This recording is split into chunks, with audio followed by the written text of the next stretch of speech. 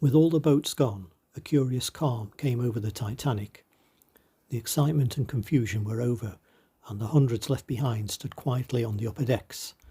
They seemed to cluster inboard, trying to keep as far away from the rail as possible. Jack Thayer stayed with Milton Long on the starboard side of the boat. They studied an empty davit, using it as a yardstick against the sky to gauge how fast she was sinking. They watched the hopeless efforts to clear the two collapsibles lashed to the roof of the officers' quarters.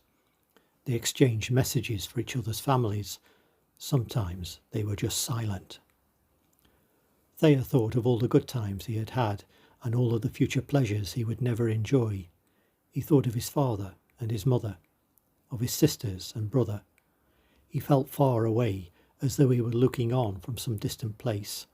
He felt very, very sorry for himself. Colonel Gracie, standing a little way off, felt curiously breathless. Later, he rather stuffily explained it was the feeling when vox faucibus haesit, as frequently happened to the old Trojan hero of our school days. At the time he merely said to himself, "Goodbye to all at home."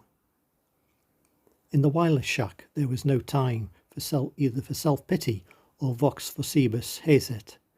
Phillips was still working the set, but the power was very low. Bride stood by, watching people rummage the officers' quarters and the gym, looking for extra lifebelts. It was 2:05 when Captain Smith entered the shack for the last time. "Men, you have done your full duty. You can do no more. Abandon your cabin. Now it's every man for himself." Phillips looked up for a second, then bent over the set once more. Captain Smith tried again. "You look out for yourselves. I release you." A pause. Then he added softly, "That's the way of it at this kind of time." Phillips went on working. Bride began to gather up their papers. Captain Smith returned to the boat deck, walked about speaking informally to men here and there. To Fireman James McGann, "Well, boys, it's every man for himself." Again to oiler Alfred White, "Well, boys, I guess it's every man for himself." To Steward Edward Brown, "Well, boys, do your best for the women and children and look out for yourselves."